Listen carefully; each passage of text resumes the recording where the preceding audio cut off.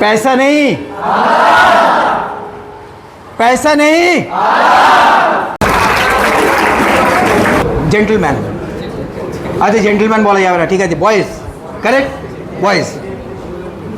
তিনি বললেন mutual fund. আপনারা শুনেছেন মিউচুয়াল ফান্ড? কারা শোনেননি মিউচুয়াল ফান্ড? কেউ শোনেননি মিউচুয়াল ফান্ড কী জিনিস? শেয়ার মার্কেট শুনেছেন? কী জিনিস share market? What is share market? বলুন বলুন, দাঁড়ান দাঁড়ান। শেয়ার, শেয়ার কি? হ্যাঁ, শেয়ার মার্কেট, উনি যে বললেন শেয়ার মার্কেট। আচ্ছা boys, what is your name sir? হ্যাঁ, Ankit. Ankit, can you tell me what is share market? Please please please. Share means কি? আপনারা যখন খাবারটা খান বন্ধুদের সাথে কি করেন? শেয়ার করেন না? টিফিন শেয়ার করেন না? শেয়ার মিন কি? ভাগ করে। আমাদের এই ইন্ডিয়াতে যে ফাইন্যান্সিয়াল সেক্টর, আপনি আজকে যে স্কুলে বসে আছেন না, এই সময়টা সব কিছু কিসের চলে? মানি। আজকে এই যে আপনারা এখানে শিখছেন, কি শিখছেন? মানি। মেন মকসদ কি? কীভাবে পয়সা কামাবো, কীভাবে চুরি করবো নয়, কীভাবে পয়সা কামাবো, তাই তো?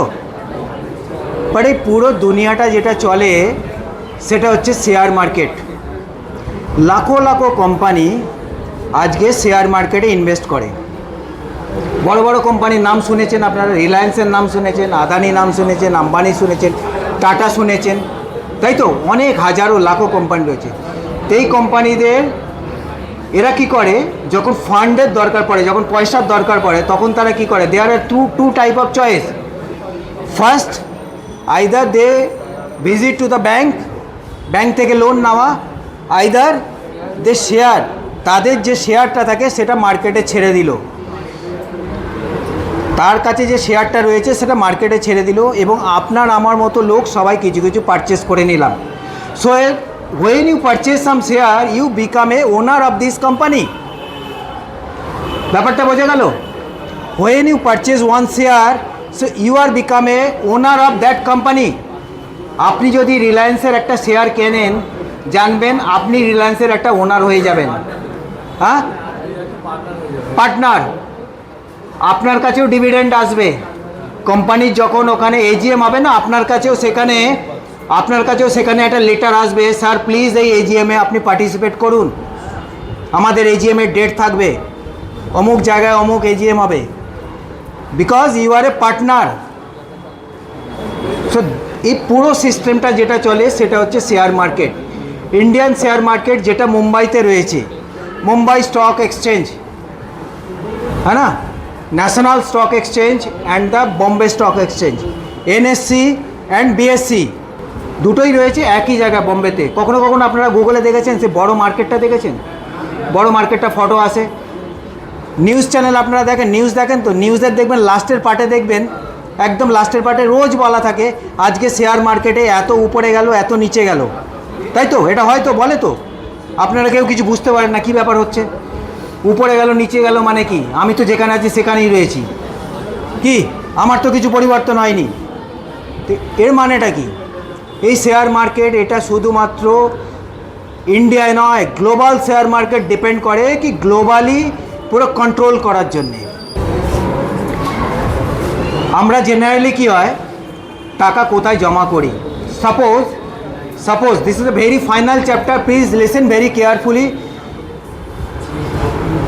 আমাদের কাছে যখন এক্সট্রা বেশি টাকা থাকে সেটা আমরা জেনারেলি কি করি? ব্যাংকে গিয়ে এফডি করি, কারেক্ট অর নট? হ্যাঁ, এফডি বলে, বোঝেন তো, ফিক্সড ডিপোজিট। ব্যাংকে গিয়ে এফডি করলে কি হয়, ব্যাংক একটা আমাদেরকে ফিক্সড একটা টাকা দেয়, রিটার্ন দেয়, 7 টাকা, 7.5 টাকা, 8 টাকা, তাই তো? আর একটা চয়েস কি আছে, আমরা আমাদের টাকাটাকে ইনভেস্ট করতে পারি মিউচুয়াল ফান্ডে।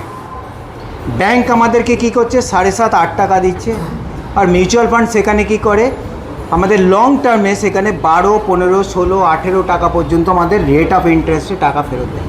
বাট সেটা একদিনে নয়, একদিনে আজকেই টাকা রাখলেন আর 18 টাকায় আপনি রিটার্ন পেলেন, সেটা আপনি যদি ভাবেন সেটা ভুল, আমি সেটা বলতেও চাই না। So there is two type of thing. ব্যাংকে আমরা কেন টাকা রাখি জানেন তো? ব্যাংকে টাকা রাখি এই কারণে, লোকের মনের ধারণা সেফ। ব্যাংক আমাদের যে টাকাটা বলে দেবে 8% ইন্টারেস্ট, মানে 8% দেবে। সে সরকার চেঞ্জ হোক আর না হোক, বার আসুক, যুদ্ধ হোক, যা পারুক, আমরা 8 টাকা ইন্টারেস্টে পাবো, টাকাটা আমরা রেট অফ ইন্টারেস্টে পাবো। মিউচুয়াল ফান্ডের টাকা সবসময়কে টাইম যায়, time is equal to your মানি। ধরুন আপনি 5,000 টাকা করে, লিসেন ভেরি কেয়ারফুলি, আপনি 5,000 টাকা করে প্রতি মাসে ব্যাংকে টাকা রাখছেন। বছরে কত রাখলেন? কত? 60,000। মিউচুয়াল ফান্ডে সেম 5,000 টাকা করে রাখলেন, কত হলো? 60,000। আজকে আপনার বয়স 18 বছর, ধরুন 22 বছর বয়সে আপনি একটা চাকরি পেয়ে গেলেন।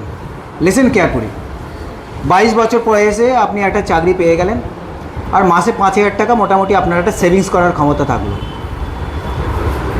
তো আপনি কি করলেন? 5,000 টাকা করে আপনার ব্যাংকে রাখা শুরু করলেন, আর 5,000 টাকা করে আপনি রাখলেন টাকাটা কোথায়? মিউচুয়াল ফান্ডে।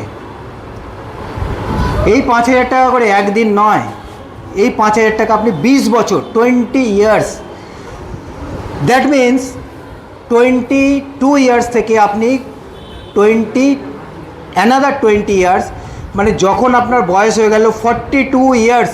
লিসেন কেয়ারফুলি স্যার, মিস করবেন যদি এই ঘটনাটা যদি ভালো করে না বোঝার চেষ্টা করেন। হয়তো আমি যেটা বলছি সেই জিনিসটাই আমার ভ্যালু থাকবে না যদি আপনারা ব্যাপারটা যদি না বোঝার চেষ্টা করেন। কি করছেন? 5,000 টাকা করে আপনি ব্যাংকে রাখছেন আগামী 20 বছর, আর 5,000 টাকা করে প্রতি মাসে আপনি মিউচুয়াল ফান্ডে রাখছেন। দুটো ডিফারেন্স এবার আপনি শুনুন একবার, শুনলে আপনার পায়ের তলার জমিন হিলে যাবে। পায়ের তলার জমিন, জমিন মানে মাটি, মাটি হিলে যাবে। কি পাবেন 20 বছর মানে যখন 42 ইয়ার্স থাকবে? Can you imagine? যে এফডি আপনি করেছিলেন সেই এফডিতে আপনার ইনভেস্টমেন্ট কত হয়েছিল? বছরে কত করলেন? 5,000, 60,000, মানে বছরে 60,000 টাকা। 60 × 20 মানে কত হলো স্যার? 12 লাখ টাকা। Am I right wrong? ভুল বললাম কিছু? মিউচুয়াল ফান্ডে সেম টাকা রাখছেন, কত রাখছেন? 12 লাখ টাকা। তাহলে এফডিতে আপনি যে ব্যাংকে করেছেন, ব্যাংকের থেকে কত টাকা আপনি এক্সপেক্ট করেন আফটার 42 ইয়ার্স, মানে আফটার 20 ইয়ার্স, যখন আপনার বয়স হয়ে গেল 42 ইয়ার্স, তাই তো? Can you imagine, can you tell me anybody guess কত টাকা আপনি পাবেন? স্যার আপনি বলুন তো, এক্সকিউজ মি স্যার, আপনি বলুন, জাস্ট স্ট্যান্ড আপ প্লিজ। কত টাকা পাবেন আপনি? ওকে, কোশ্চেনটাই উনি শোনেননি, কোনো ব্যাপার নেই, কোনো ব্যাপার নেই। আপনি 5,000 টাকা করে প্রতি মাসে আপনি ব্যাংকে এফডি করছেন, বছরে 12,000 টাকায় মানে 60,000 টাকা, 20 বছর ধরে আপনি করছেন, 12 লাখ টাকা, 20 বছর ধরে কন্টিনিউ করে যাচ্ছেন। মানে 22 বছর যখন আপনার বয়স হয়েছিল তখন থেকে স্টার্ট করলেন, আর 20 বছর মানে যখন আপনি 42 ইয়ার্স হয়ে গেলেন, তাহলে আপনার টোটাল ইনভেস্টমেন্ট কত হলো? 12 লাখ টাকা, তাই তো?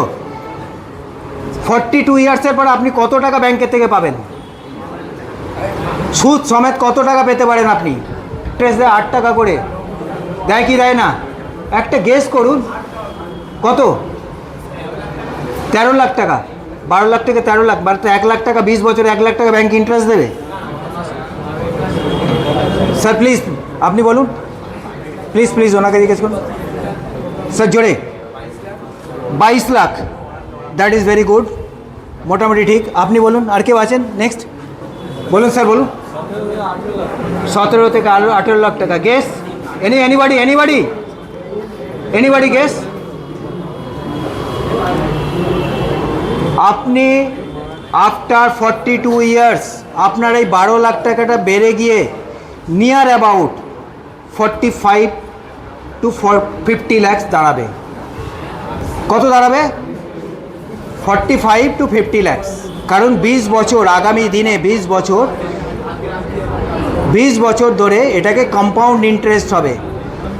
বুঝতে পারলেন ঘটনাটা? বুঝতে পারলেন? আপনি কি করছেন? 5,000 টাকা করে প্রতি মাসে রাখছেন, আর 20 বছর ধরে রাখছেন। Listen please sir, excuse me please, listen বাকি আছে, এখন আমার অ্যান্সার বাকি আছে।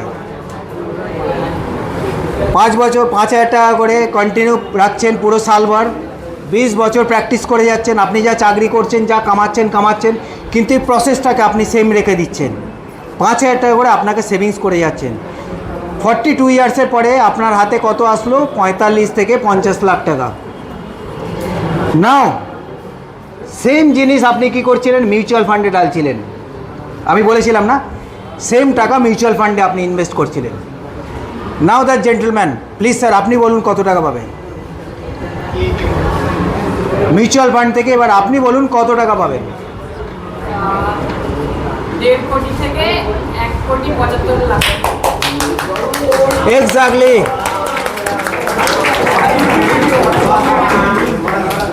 এটা মজা করবেন না please, listen to me. We are spend our own time. আপনি আপনার টাইম দিচ্ছেন, আমি আমার টাইম দিচ্ছি আপনাদের শেখার জন্য, বাট গিভ সাম রেসপেক্ট। এই ছেলেটি আজকে যে কথা বলল না, থ্যাংক ইউ সো মাচ, মানে ভালো নলেজ রয়েছে। So what is the different? 45 lakh টাকা বেটার, 50 লাখ টাকা বেটার না 1.5 কোটি টাকা বেটার? হ্যাঁ, শুনতে পাইলাম না। पैसा नहीं, क्या चाहिए? Can you tell me? पैसा नहीं, क्या चाहिए? आदत।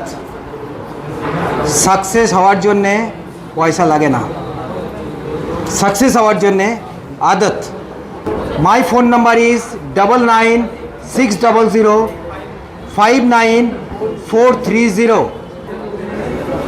আমাদের সাথে আছেন Shyamaprasad babu. Sir can you come here please sir? সবচেয়ে ব্যাপার হচ্ছে আমাদের থিঙ্কিং, আমরা কীভাবে চিন্তা করি, চিন্তাকে সেই জায়গায় নিয়ে যেতে হবে। আমি যদি এই যে আমাদের ইনভেস্টমেন্ট, যেটা তোমাদের ইনভেস্টমেন্ট মানে টাইম, তোমাদের তেমন টাকা ইনভেস্টমেন্ট করছো না, সেটাকে যদি সঠিকভাবে করতে পারি, যেটা দাদা বলছিলেন যে আমাদের লক্ষ্য কীভাবে আগামী 5 বছর কী প্ল্যান করেছে, তাহলে একটা লক্ষ্য সবাই নিশ্চয়ই আছে। লক্ষ্য হলে প্ল্যানটাকেও ঠিক করবে, সেই প্ল্যানটাও নিজেরা এখন থেকে ঠিক করবে, তবেই। আমি যে আজকে সেমিনারটা করলাম আপনাদের সাথে, এই সেমিনারটা আপনারা ইউটিউবের মাধ্যমে দেখতে পাবেন, তাই তো? Anyhow thank you so much for your support. আমি অনুপ কুমার আপনাদের কাছ থেকে বিদায় নিলাম। Thank you so much.